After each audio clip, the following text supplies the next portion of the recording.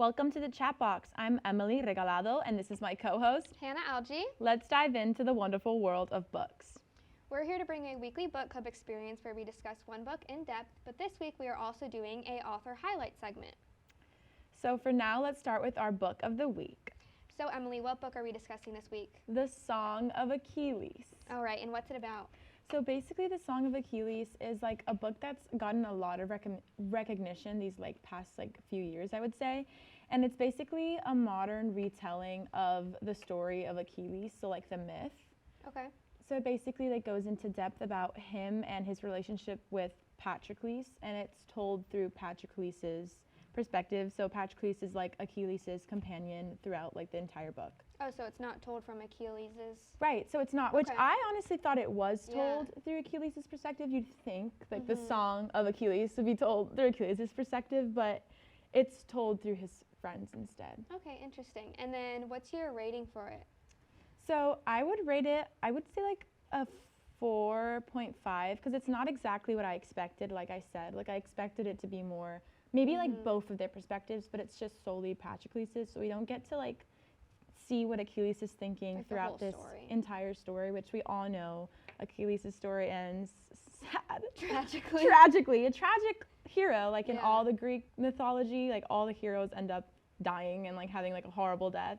So pretty much. Yeah, and speaking of that, what is the genre for this book? So I would say it's historical fiction mixed with fantasy and romance. Okay. So it was honestly unexpected because I've never really read a historical fiction book that has had such a heavy reliance on romance, but I liked that was intertwined in it. Yeah. What made you want to read it? Just it becoming more popular? It was just all over book talk, as people would say, and so I was like, I have to read it. Everyone's talking about it. Everyone's giving it a 5-star. So I was like, okay, I have to read it. Yeah. Yeah. And you liked it? I do. So I've actually read an entire novel, a book collection of myths before about Greece. So it was interesting to get a novel version of that. Good. All right. Well, let's move on to the author highlight series. So this week I will be talking about Alison Specka, and I found her on TikTok. She's a very small author still. She's self-published, and I am obsessed with her. I love all of her books. And I've read 3 so far. She has 4. So I have read Key Ridge, Comfort Zone, and then Settle Up. And then Comfort Zone and Settle Up kind of go together. You want to read Comfort Zone first and then Settle Up. I did it the opposite, and I wish I didn't. Are they the same storyline? So they're so in Comfort Zone, there's a character named Dean, and then in Settle Up, it talks about Dean's best friend, Jared. Oh, okay. So in Settle Up, you kind of get spoiled what happens in Comfort Zone. Okay. So that kind of sucks since I read this one first and I didn't know that. But these two kind of go hand in hand, and then this one's just completely on its own.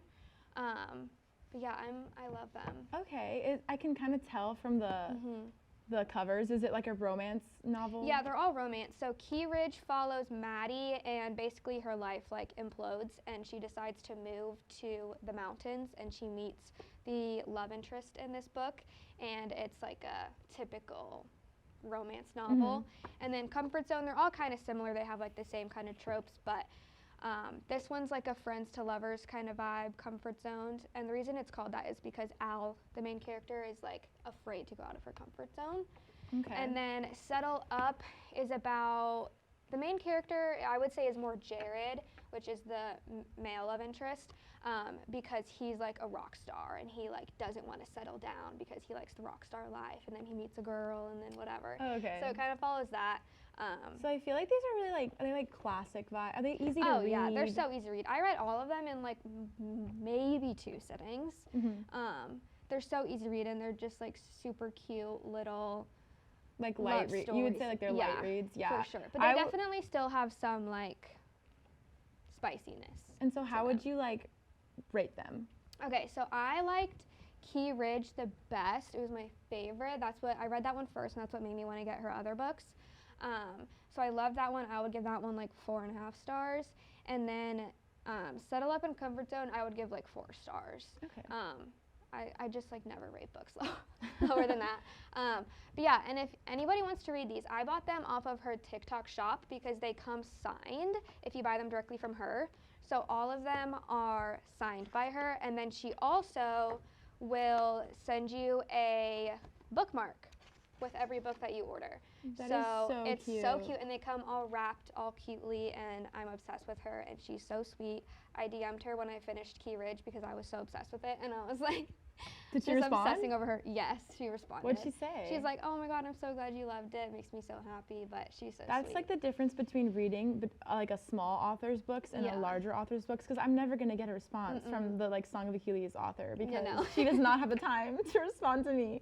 But that's so cute. But I love her, and everybody should read her books and support her. She's so sweet. All right, well, that's all for this week's edition of the book club. We'll leave you to your reading. I'm Emily Regalado. And I'm Hannah Alchi. We'll see you next time on the chat box.